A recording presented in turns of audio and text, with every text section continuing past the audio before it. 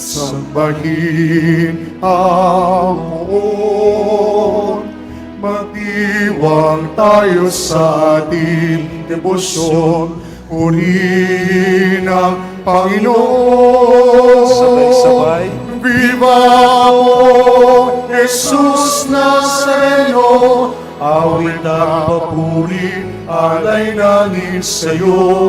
Dinggin ang dalangin at pagsamo ng bayan mo. Viva po, Jesus Nazareno.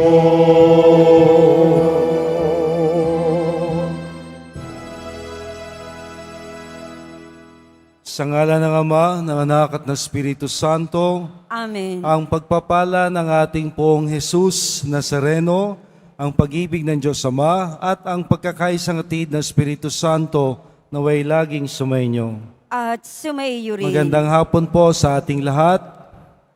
Sa huling Biyernes ngayon ng buwan ng Enero, ating ipagpasalamat sa Panginoon na ating ding ipinagdiriwang ang kapistahan ni Saint John Bosco, ang patron ng mga kabataan. Ipagpasalamat po natin ang buwan ng Enero sa lahat nitong mga kaganapan, sa mga biyayang dumating, sa lahat nating nasimulan, sa lahat nating mga kahilingan at sa lahat ng mga may kaarawan. Upang tayo maging karapat-dapat sa biyayang inilalaan ng Diyos para sa lahat, hingin din natin ang kapatawaran sa ating mga nagawang kasalanan. Inaamin ko sa makapangyarihang Diyos at sa inyo mga kapatid, na lubha kong nagkasala sa isip, sa salita at sa gawa, at sa aking pagkukulang, kaya't isinasamo ko sa mahal na Birheng Maria, sa lahat ng mga anghel at mga banal, at sa inyo mga kapatid, na ako'y panalangin sa Panginoong ating Diyos. Kaawaan tayo ng makapangyarihang Diyos, patawarin tayo sa ating kasalanan, at ihatid tayong lahat sa buhay na walang hanggan. Amen.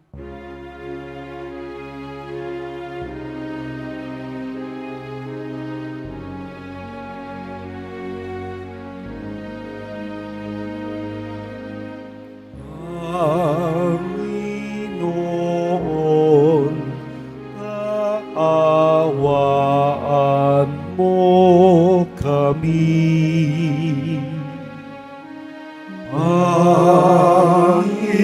Panginoon, kaawaan mo kami. Kristo, kaawaan mo kami. Kristo, kaawaan mo kami. Panginoon, kaawaan mo kami.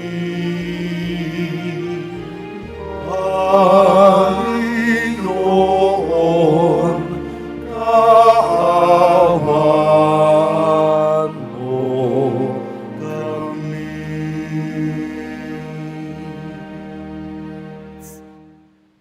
Manalangin tayo sa paggunita kay San Juan Bosco.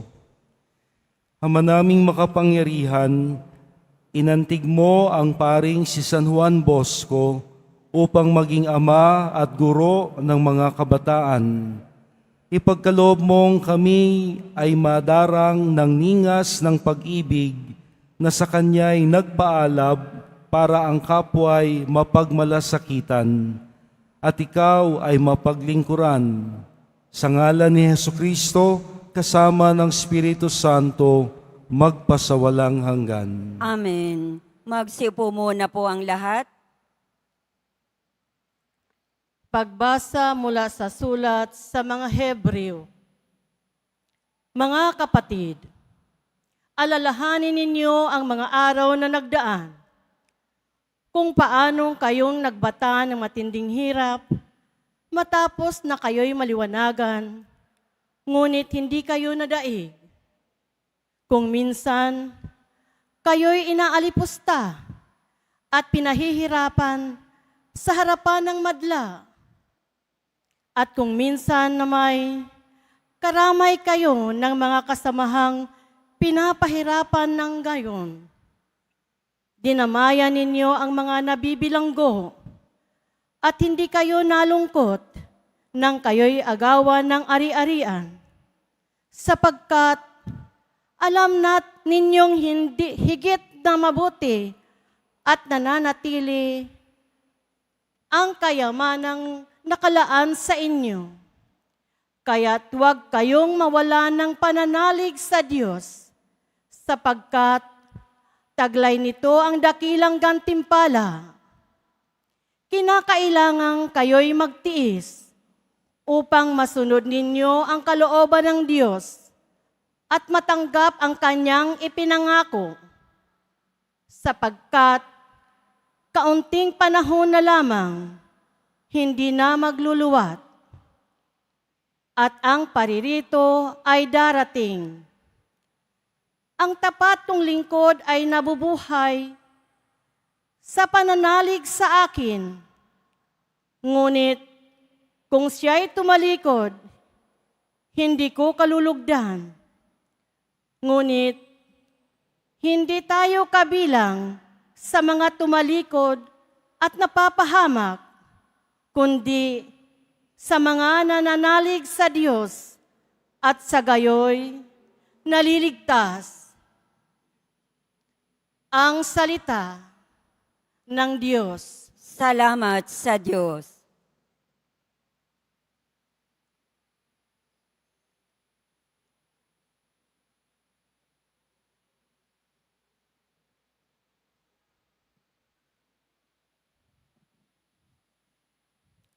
Nasa Diyos ang kaligtasan ng mga matuwid at banal. Nasa Diyos ang kaligtasan ng mga matuwid at banal.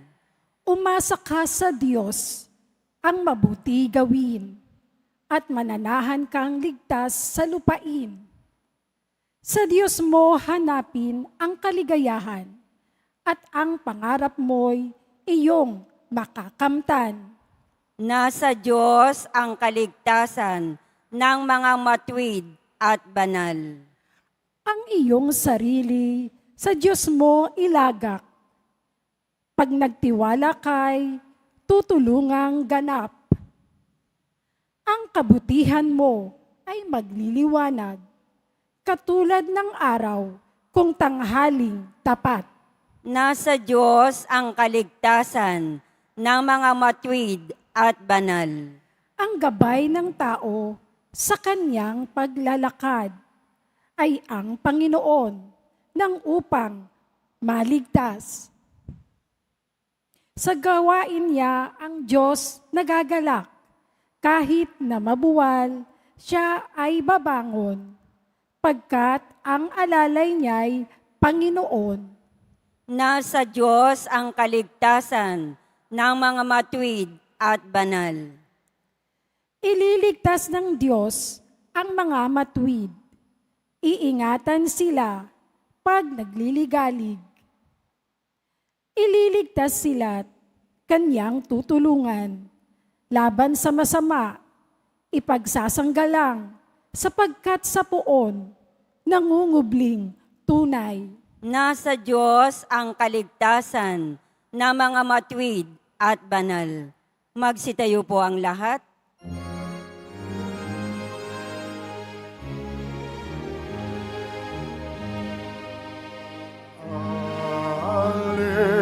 Alleluia, alleluia,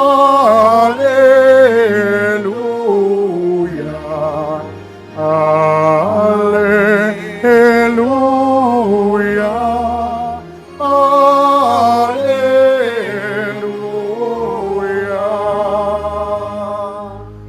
Papuri sa Diyos Ama,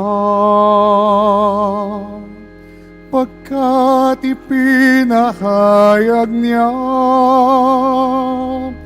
Hari siya ng mga aba.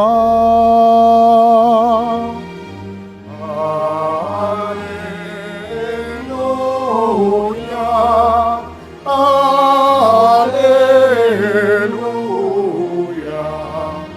Alleluia, Alleluia.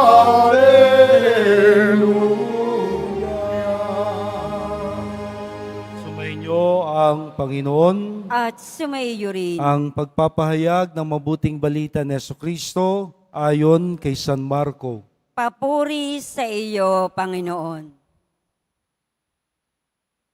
Noong panahong yun, sinabi ni Jesus sa mga tao, ang paghahari ng Diyos ay may tutulad sa isang naghahasik ng binhi sa kanyang bukid. Pagkatapos niyon, magpapatuloy siya sa kanyang pang-araw-araw na gawain, tutubo at lalago ang mga binhi nang hindi niya nalalaman kung paano. Ang lupa ay siyang nagpapasibol at nagpapabunga sa mga pananim, usbong muna sa kauhay na pagkatapos ay mahihitik sa mga butil. Pagkahinog ng mga butil, agad itong ipagagapas sapagkat dapat nang anihin. Sa ano natin maihahambing ang paghahari ng Diyos? Sabi pa ni Jesus, anong talinhaga ang gagamitin natin upang ilarawan ito? Tulad ito ng butil ng mustasa na siyang pinakamaliit sa lahat ng binhi. Kapag natanim na at lumago, ito'y nagiging pinakamalaki sa lahat ng puno ng gulay, nagkakasanga ito ng malalabay, anupat ang mga ibon ay nakakapamugad sa mga sanga nito. Ang salita ay ipinangaral ni Jesus sa kanila sa pamamagitan ng maraming talinhagang tulad nito. Ayon sa makakaya ng kanilang pangunawa, hindi siya nangangaral sa kanila nang hindi gumagamit ng sarilinan, sa kanyang mga alagad lamang ang lahat ng bagay. Ang mabuting balita ng ating kaligtasan. Pinupuri ka namin, Panginoong Heso Kristo. Magsiupo muna ang lahat. At maraming salamat po sa inyong pagpapasya na tapusin ang isang linggong paggawa, tapusin ang maghapon, tapusin ang buong buwan ng Enero sa harap ng ating mahal na poon. Kaya't ngayong tayo'y nasa harap niya, atin po siyang pasalubungan ng masigabo nating palakpakan.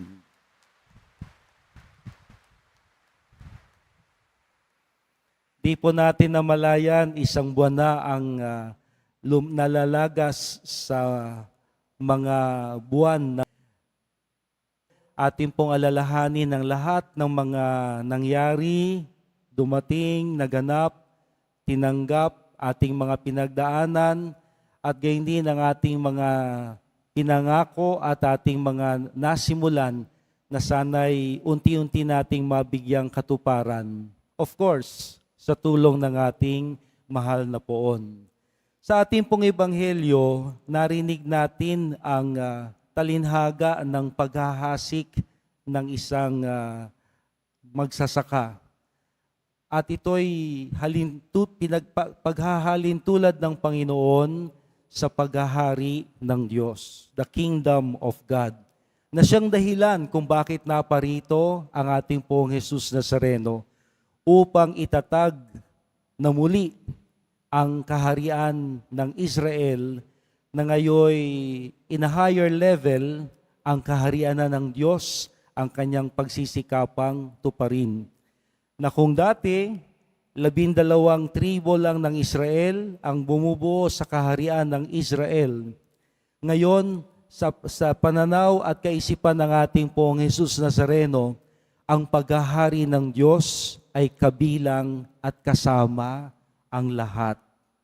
Hindi lang ang mga Israelita, hindi lang ang 12 tribo na sinisagisag ng 12 apostol, kundi lahat ng nilalang, lahat ng mga tao, lahat ng mga hayop, lahat ng kanyang nilikha ay kabilang at kabahagi ng pagliligtas at paghahari ng Diyos.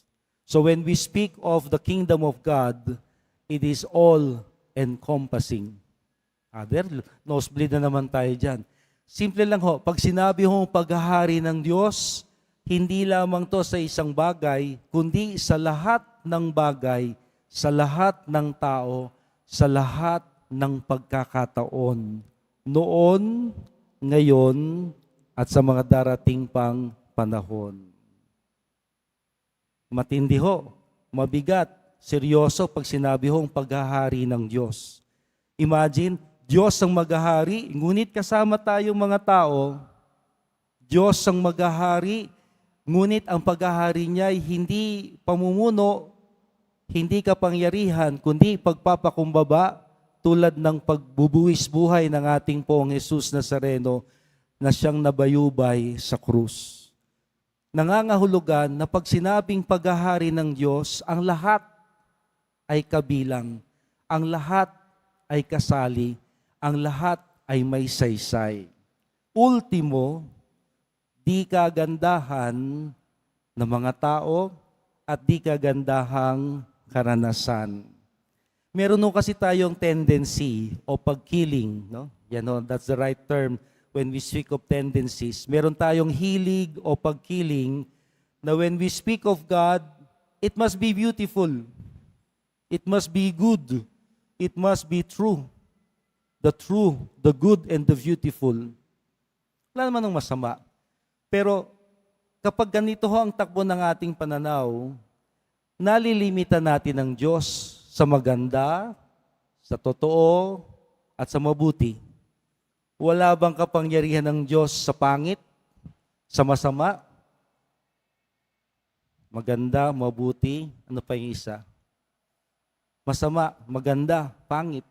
Lahat, kung tutusin. Kaya nga ho, sa akin hong pagninilay, sa araw-araw kong pakikinig ng kumpisal, akin hong napagtanto na kahit sa kasalanan, ang Diyos ay may pagkilos at pamamaraan upang tayo'y turuan at upang tayo'y mailapit niya muli sa Kanya. Pinahihintulutan ni Lord tayo magkamali. Pinahihintulutan ng Panginoon na tayo dumaan sa mga matitinding pagsubok ng buhay.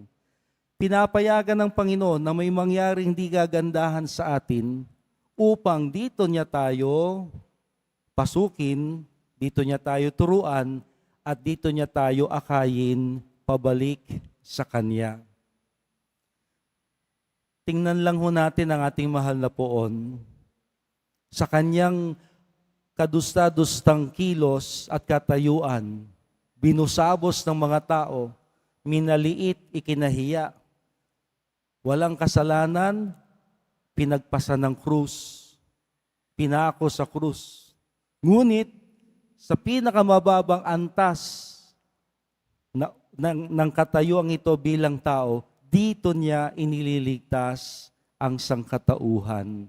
Sa kanyang kahinaan, sa kanyang kamatayan, sa kanyang hindi paglaban, dito niya ipinakikita ang kapangyarihan ng Diyos. Ano, Father, kaya ka siguro nawala ng buhok. Kasi ang tindi na mga iniisip mo. Epekto siguro yon na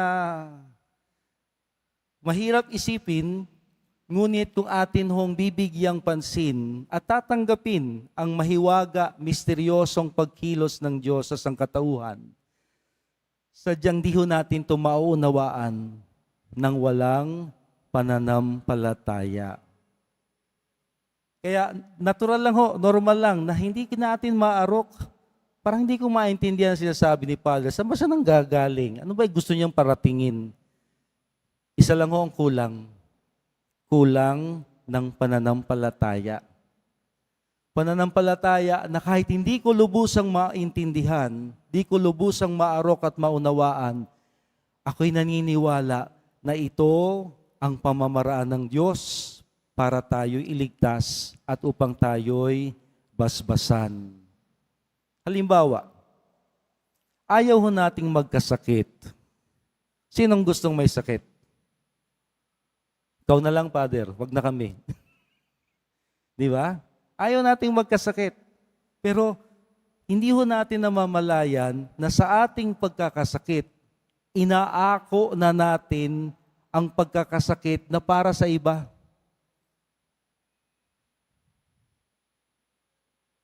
Minsan ho, naririnig ko sa mga tao, Lord, bakit naman ang anak ko may sakit? Sana iba na lang.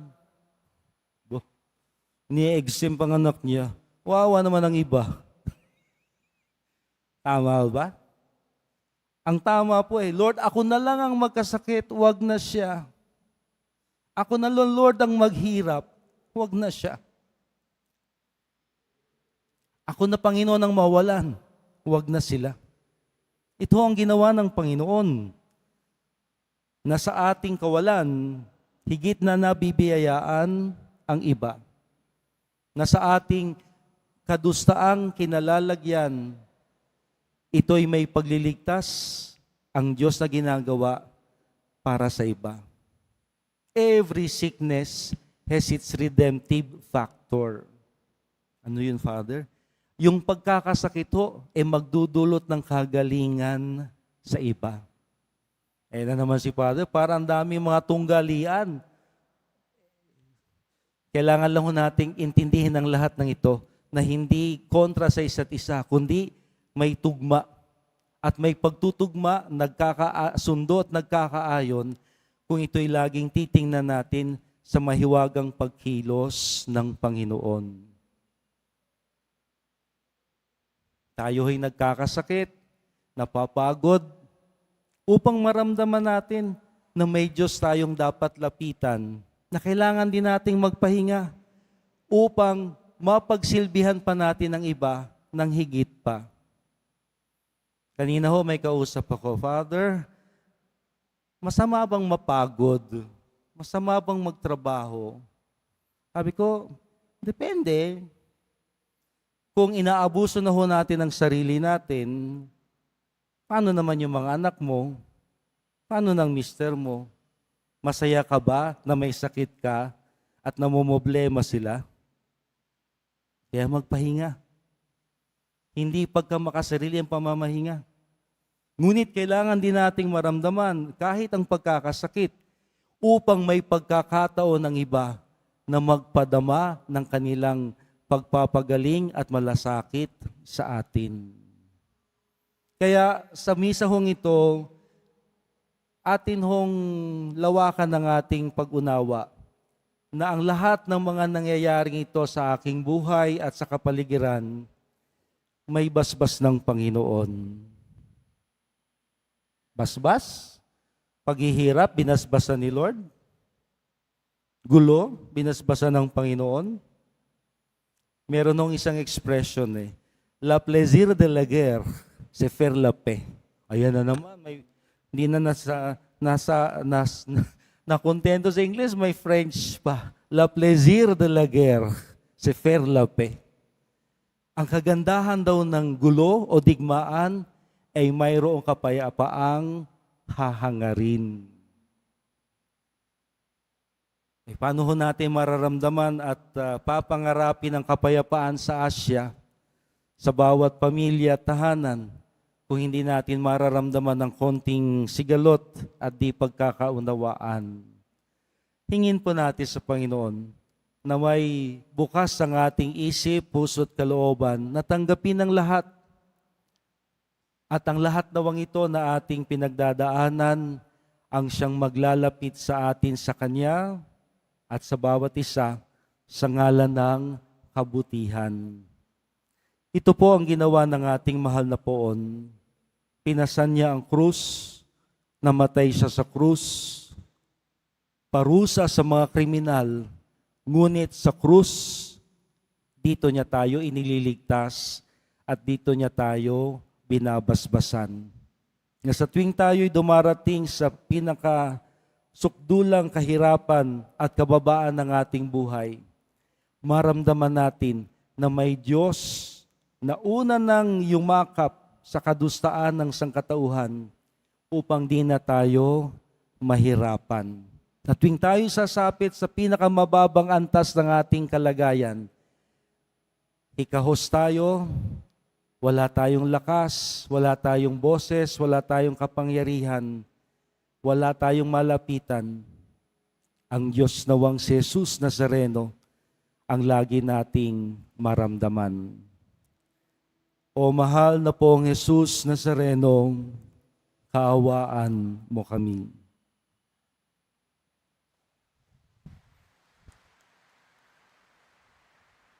Magsitayo po ang lahat.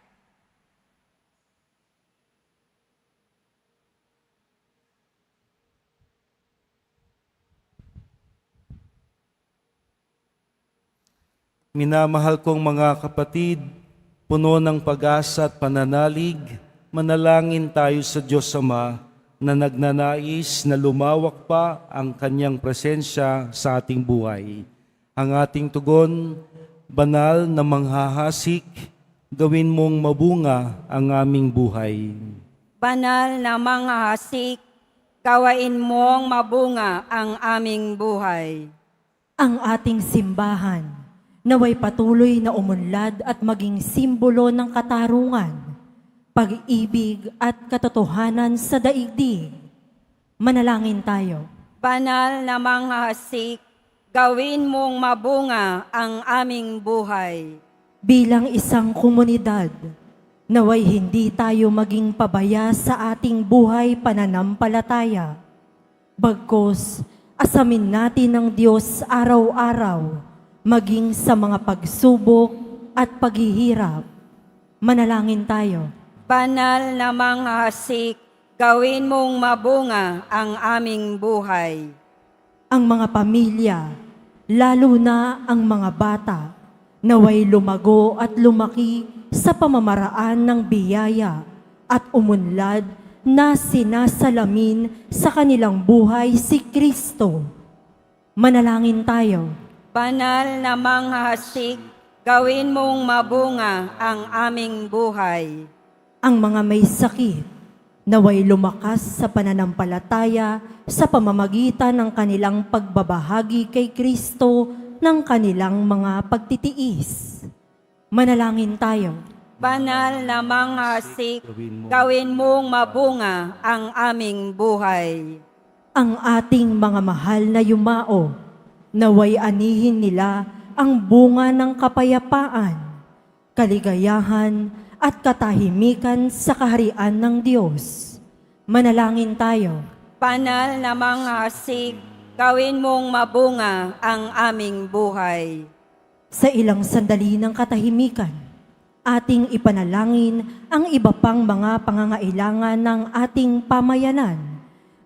Gayon din ang mga intensyon na inaalay sa ating misa sa araw na ito at isama rin natin ang ating mga pansariling kahilingan.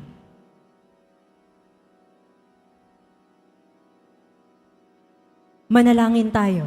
Banal na mga hasik, gawin mong mabunga ang aming buhay.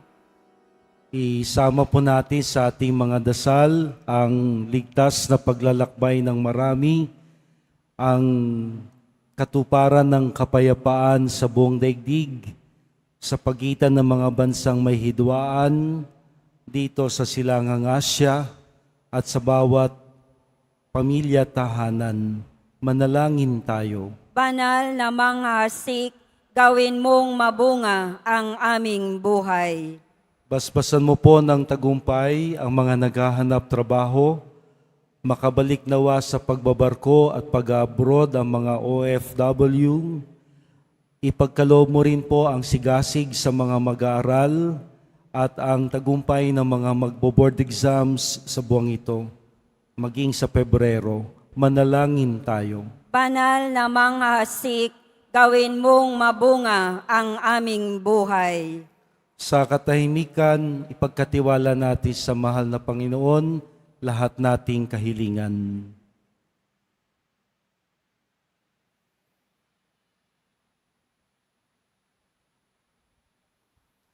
O Diyos, Amang makapangyarihan, Ikaw ang nakakakilala sa amin at nakababatid kung anong nararapat para sa amin. Pakinggan mo ang aming mga pakiusap at naway igawad mo yaong ayon sa kalooban mo.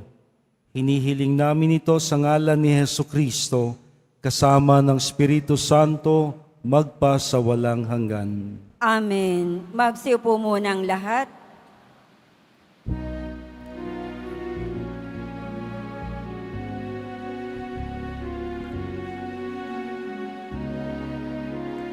Jesus Nazareno, alak at tinapay sa tanan ay nagbibigay buhay, biyayang kaloob mo ay aming inaalay, tanging hiling pagpapalat, buhay na naisay.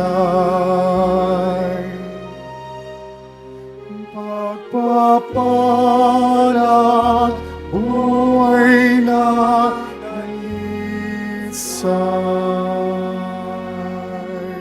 Magsitayo po ang lahat. Manalangin tayo, mga kapatid, upang itong ating nakayanan, kasama ng lahat nating mga intensyon, kahilingan, pasasalamat at mga taong ipinagdarasal, ay maging kalugod-lugod nawang lahat sa Diyos na makapangyarihan. Tanggapin nawa ng Panginoon itong paghahain sa iyong mga kamay, sa kapurihan niya at karangalan, sa ating kapakinabangan at sa buong sambayanan niyang banal. Ama naming lumikha, dumudulog kami sa iyong kadakilaan, upang ang kapangyarihan mong ipinahahayag sa paghahain ng mga alay upang gunitain ang mga banal, lalo tigit si San Juan Bosco, ay magdulot sa amin ng pakikinabang sa kaloob mong kaligtasan. Sa ngalan ni Hesukristo kasama ng Espiritu Santo, magpa sa walang hanggan. Amen. Sumainyo ang Panginoon. At sumaiyo rin. Itaas sa Diyos sa inyong mga puso at diwa. Itinaas na namin sa Panginoon. Pasalamatan natin ang Panginoong ating Diyos. Marapat na siya ay pasalamatan. Ama naming makapangyarihan, tunay ngang marapat na ikaw ay aming pasalamatan.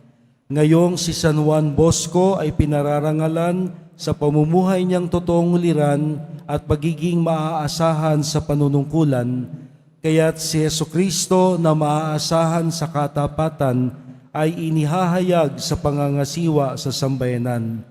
Ang malasakit ng mga ulirang tagapangasiwa noon ay nagpapatuloy magpahanggang ngayon sa mga panalangin kanilang iniuukol kaysa ng sambayanan mong dito'y nagtitipon. Kaya kaysa ng mga anghel na nagsisiawit ng papuri sa iyo nang walang humpay sa kalangitan, kami nagbubuni sa iyong kadakilaan.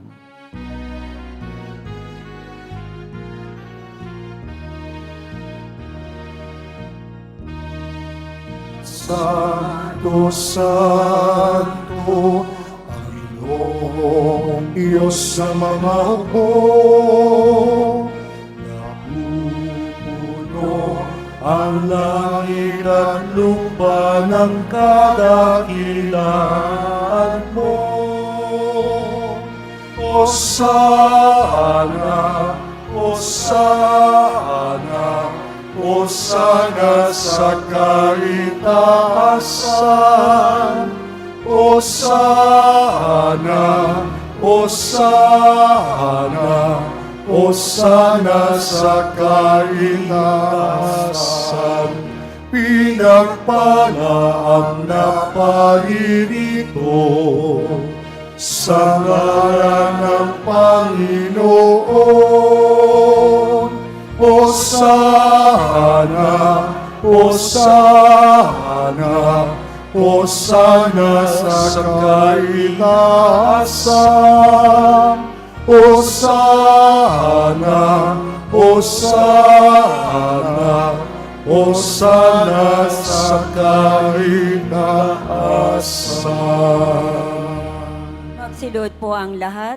Ama naming banal, ikaw ang bukal ng tanang kabanalan, kaya't sa pamamagitan ng iyong Espiritu, gawin mong banal ang mga kaloob na ito upang para sa amin ay maging katawan at dugo ng aming Panginoong Hesukristo. Bago niya pinagtiis ang kusang loob na maging handog, hinawakan niya ang tinapay, pinasalamatan kanya, pinaghati-hati niya iyon, iniabot sa kanyang mga alagad ng sabi, "Tanggapin ninyong lahat ito at kanin. Ito ang aking katawan na ihahandog para sa inyo."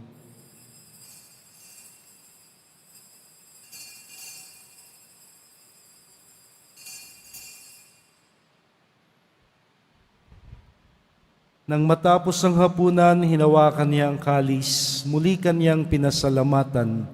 Inabot niya ang kalis sa kanyang mga alagad na ang wika, "Tanggapin ninyong lahat ito at inumin, ito ang kalis ng aking dugo, ng bago at walang hanggang tipan, ang aking dugo na ibubuhos para sa inyo at para sa lahat, sa kapagpapatawad ng mga kasalanan. Gawin ninyo ito bilang pag-alaala sa akin."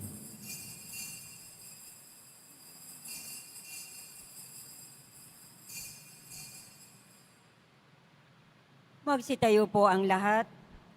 Ipagbunyi natin ang misteryo ng pananampalataya.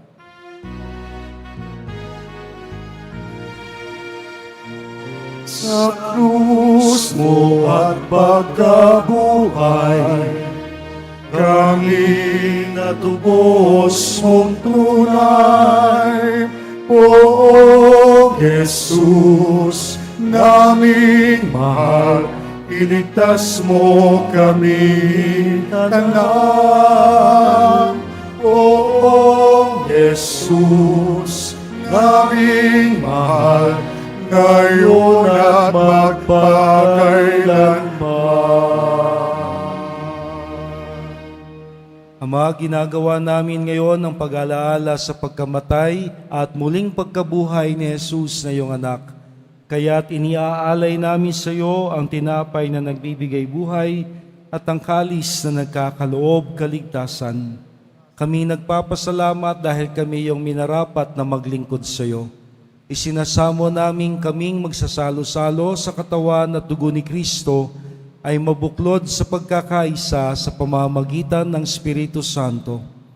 Lingapin mo, Ama, ang iyong simbahang laganap sa buong daigdig.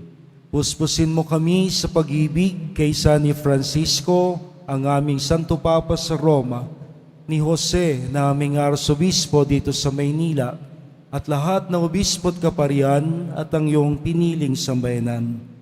Alalahanin mo ang mga kapatid naming nahimlay na may pag-asang muling mabubuhay. Kaawaan mo sila at patuloyin sa iyong kaliwanagan. Kaawaan mo at pagindapatin kaming lahat na makasalo sa iyong buhay na walang wakas. Kaisa ng mahal na Birheng Maria, ang Ina ng Diyos, ang Nuestra Señora de la Buena Hora, ni San Jose, ang kanyang banal na esposo, ni San Juan Bautista, aming patron, at ng lahat ng mga apostol, martir at banal, kasama na si San Juan Bosco, na namuhay dito sa daigdig ng kalugod-lugod sa iyo. May pagdiwang nawa namin ang pagpupuri sa kararangal mo sa pamamagitan ng iyong anak na aming Panginoong Hesukristo. Sa pamamagitan ni Kristo, kasama niya at sa Kanya, ang lahat ng parangal at papuri ay sa iyo, Diyos Amang makapangyarihan, kasama ng Espiritu Santo, magpasawalang hanggan. Amen. Amen. Amen. Amen. Amen. Amen.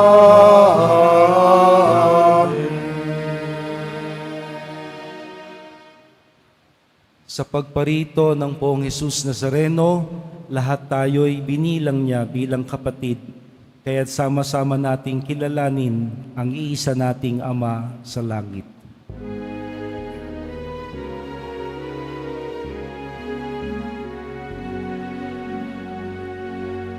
Ama namin, sumasalangit ka, sambahin ang ngalan mo.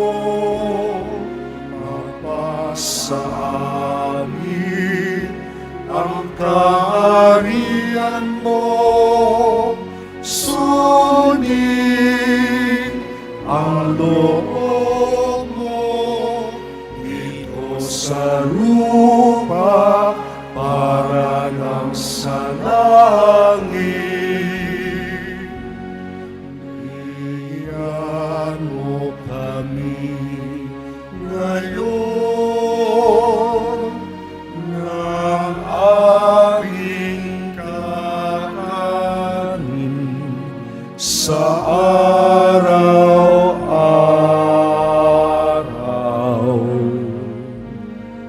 at patawarin mo kami sa aming mga sala. At ang pagpapatawad namin sa nagkakasahala sa amin. At huwag mo kami ipahinulot sa tukso at iadya mo kami sa lahat ng masama.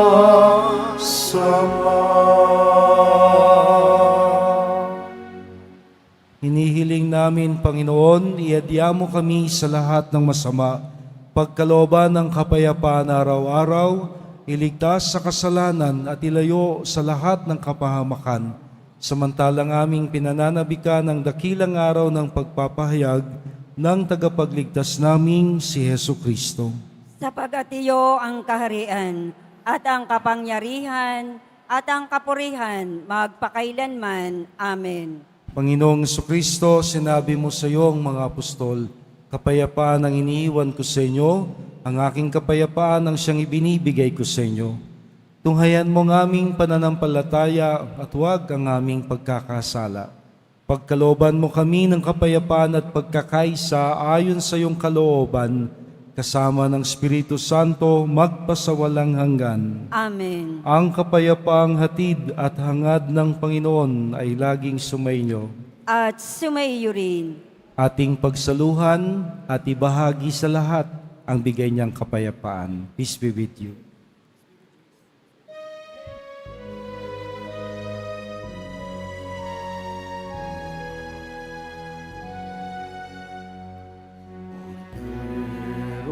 Ng Diyos na nag-alis ng mga kasalanan ng sanlibutan, maawa ka sa amin. Kordero ng Diyos na nag-alis ng mga kasalanan ng sanlibutan, maawa ka sa amin. Kordero ng Diyos na nag-alis ng mga kasalanan ng sanlibutan, ipagkaloob mo sa amin ang kapayapaan.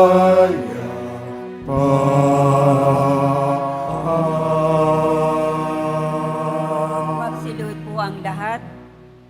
Ito si Jesus, ang kordero ng Diyos, siyang nag-aalis ng kasalanan ng salibutan. Mapalad tayong lahat na sa Kanya'y kikilala, tutulad at tatanggap. Panginoon, hindi ako karapat-dapat na magpatuloy sa iyo, ngunit sa isang salita mo lamang ay gagaling na ako. Ihatid nawa tayo ng katawan at dugo ni Kristo sa buhay na walang hanggan. Amen.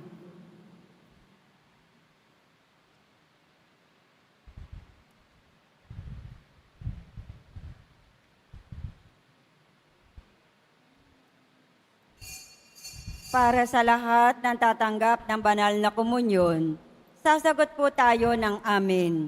Pagkasabi ng pari o ng lay minister ng katawan ni Kristo at isubo agad sa bibig bago umalis sa harapan ng pari o lay minister. Sumunod po tayo.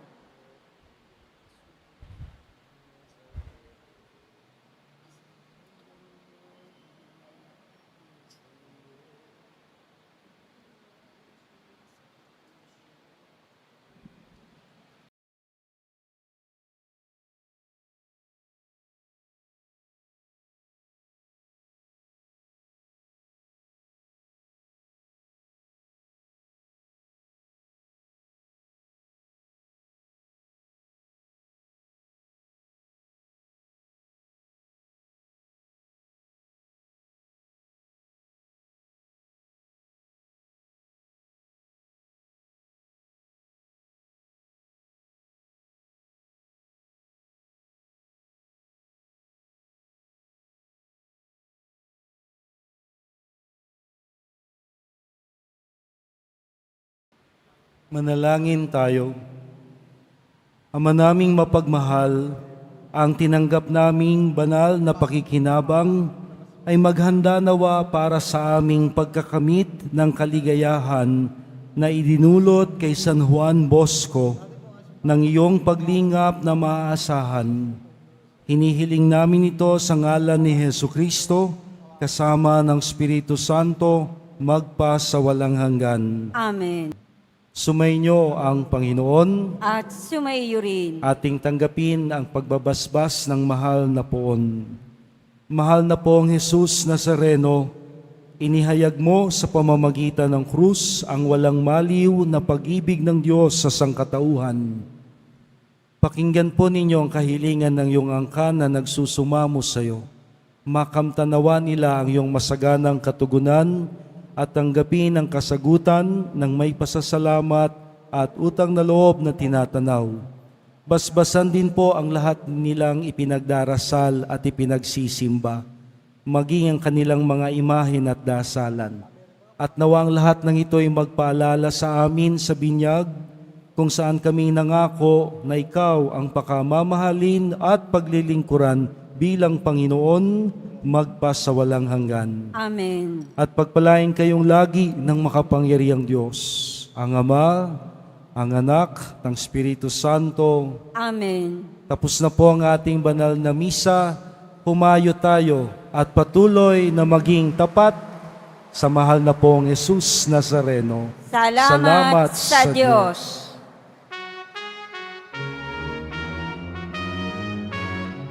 Sabay-sabay nating awitin.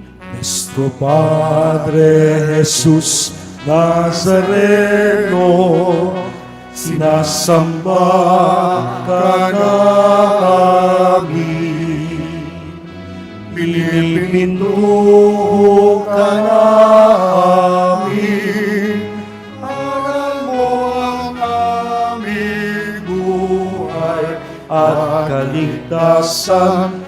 Nuestro Padre Jesus Nazareno, iligtas mo kami sa kasalanan.